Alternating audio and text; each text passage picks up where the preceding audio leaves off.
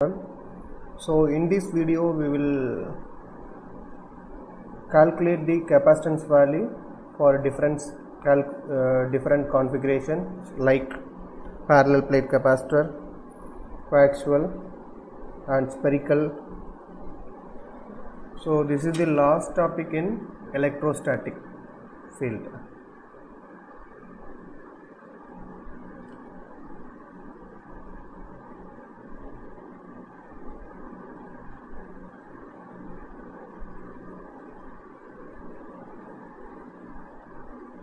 So generally speaking, to have a capacitance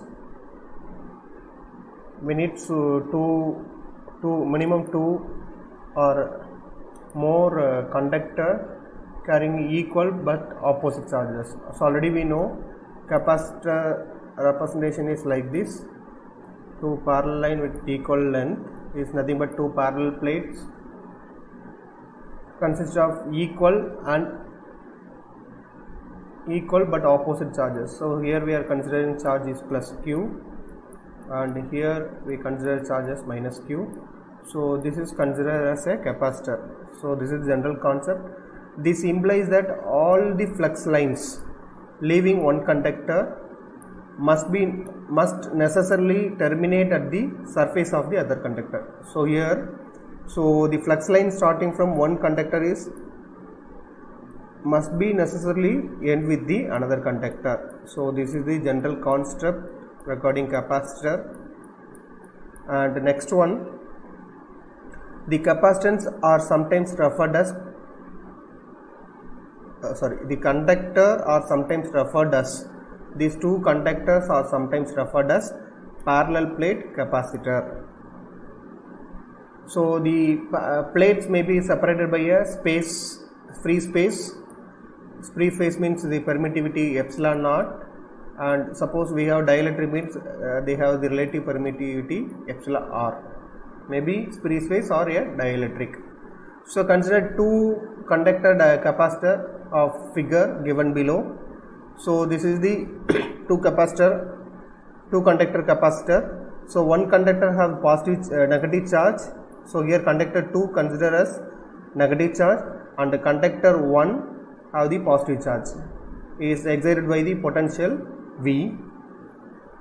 So the conductor are maintained at the potential difference V given by, we can define the potential V by V1 minus V2 is equal to minus integral 2 to 1 E dot dl, where E is nothing but electric field existing between the conductors, and conductor 1 assumed to have positive charges, and similarly conductor 2 have the assumed to have negative charges.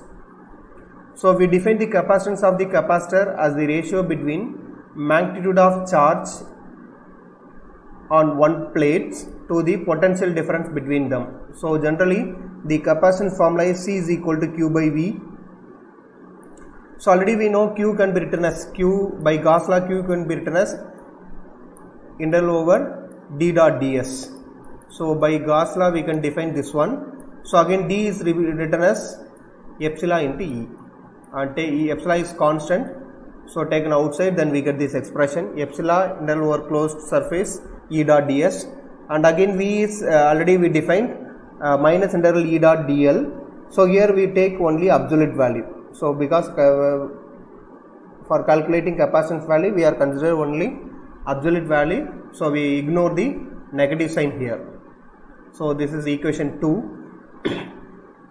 The negative sign before V is equal to minus integral E dot dl has been dropped because we are interested in absolute value of V. The capacitance C is a physical property of the capacitor and measured in farad. The unit of capacitance is farad. Using equation 2, C can be obtained for any two conductor capacitance by following method. So first point, assuming Q and determining V in terms of Q by using Gauss law, and second one assuming V and determining Q in terms of V involving solving Laplace equation. So for our study we are consider only the first case involving Gauss law we are used further. So the formal method involves taking the following steps. So first point, choose the suitable coordinate system. Second point, let two conducting plates carry the charges we are considered as plus q and minus q, and determine E using Coulomb's law or Gauss law, and find V using V is equal to minus integral E dot dl. So negative sign is ignored in this case because we are interested in absolute value of V. We already defined this point. So first one, parallel plate capacitor. So consider parallel plate capacitor shown in figure below. So this is, we have two plates, plate 1 and 2. Plate 1 have the charge plus positive charges, and plate 2 have the negative charges, and the distance of separation between the two plates is along x direction. The distance between these two plates is taken as d, and the area of the plate is S, and in between two plates we are having the dielectric with the permittivity epsilon. This figure shows the parallel plate capacitor, and here the fringing effect due to parallel plate capacitor defined here. So out of this parallel, the plate between the flux lines are called as fringing effect. Suppose that each of the plate have an area S and they are separated by a distance d, then we are assuming that plate 1 and 2 respectively carry the plus q and minus q charges uniformly distributed on them, so that already we know surface charge density rho s can be written as charge per area. So charge is q and area can be written as s. So this is marked as equation number 1. An ideal plate capacitor is one which the plate separation d is very small compared with the dimension of the plates. D is very small. This is the ideal case. Assuming such an ideal case, fringing field at the edges of the plates as illustrated in the above figure can be ignored, so that the field between them is considered as a uniform. So here in this figure these fields are ignored. For ideal case these fields are ignored. The field is between two plates is uniform. Only we are considering this portion of between the plate flux lines. So if the space between the plates is filled with homogeneous dielectric with the permittivity epsilon, and we ignore the fringing at the edges of the plate, then we can define the electrofield intensity E is nothing but rho s by epsilon into unit vector. So this derivation we derived from electric field due to infinite seat. Electric field due to infinite seat we already derived. Electric field due to infinite seat. We derived the expression already. So E is equal to minus q divided by, so again in the previous step rho s can be written as q by s. Then we get this expression. This is equation number 2. So hence V is equal to minus integral 2 to 1 E dot dl. So minus, here length is 0 to d. So substitute E value, the minus of minus become plus. So here Ax, unit vector Ax is there, here also unit vector Ax. While multiplying Ax dot Ax, the value become 1. Ax dot Ax, the value is 1. So then we get, so simply dx, integration of dx become x, then we get d. So finally answer we get dq divided by epsilon into s. And thus for parallel plate capacitor C is equal to q by V, simply rearrange this equation number 3, then we get C is equal to q by V is equal to epsilon s divided by t. D. This formula offers means of measuring dielectric constant epsilon r of a given dielectric. If suppose by measuring the capacitance C of the parallel plate capacitor with space between the plate filled with the dielectric and capacitance C naught with air between the plates, then we can find the relative permittivity epsilon r can be defined by C divided by C naught.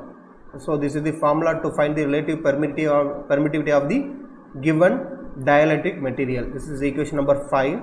So already we know that the energy stored in the capacitance, we have the formula 1 by 2 C V square. Again simply is equal to Q by V.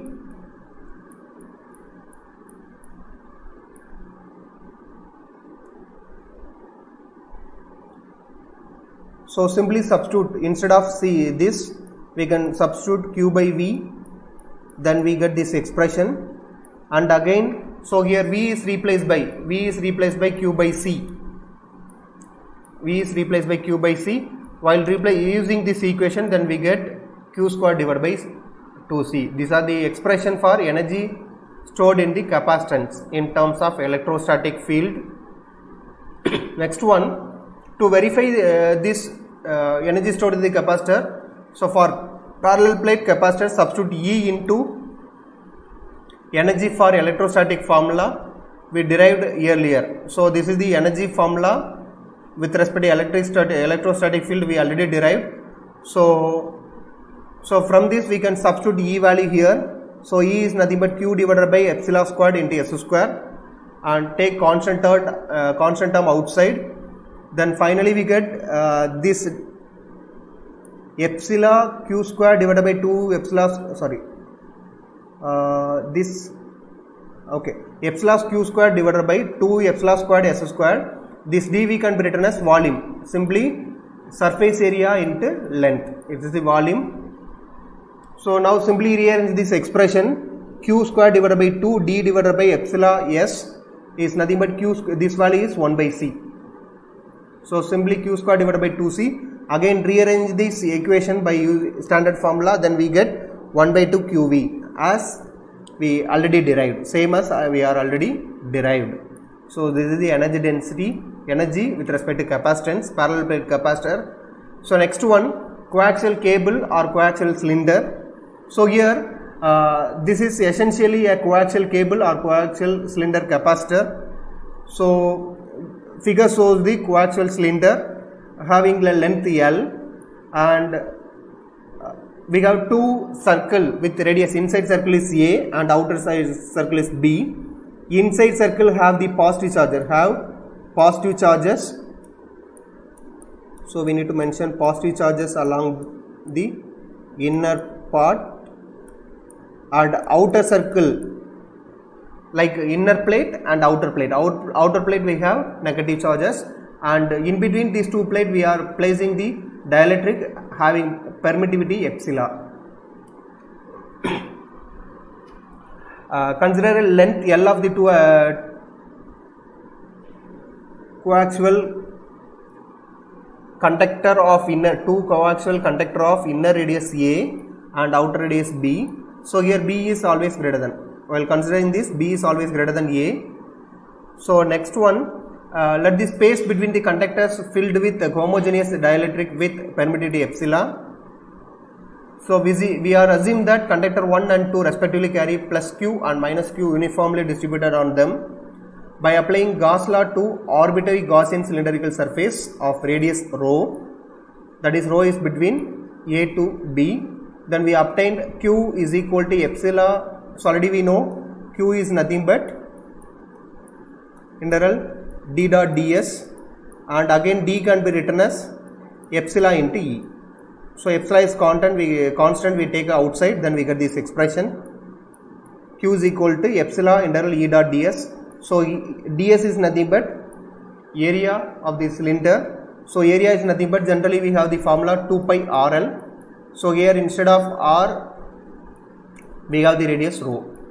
So we get the ds value as 2 pi rho L. So from this we can find the E value. E is equal to Q divided by 2 pi epsilon rho L into A rho.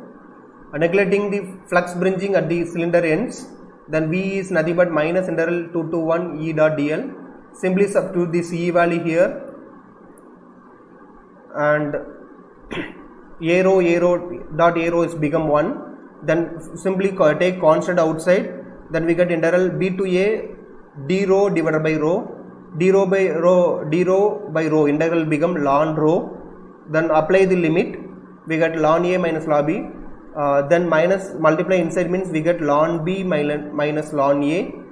Already we know ln B minus ln A can be written as ln B minus ln A can be written as ln B by A is equal to ln B minus ln A is equal to ln B by A. So then we get this expression. So thus capacitance of coaxial cylinder is given by C is equal to Q by V is equal to 2 pi epsilon L divided by ln B by A. So this is the final answer for the coaxial cylinder.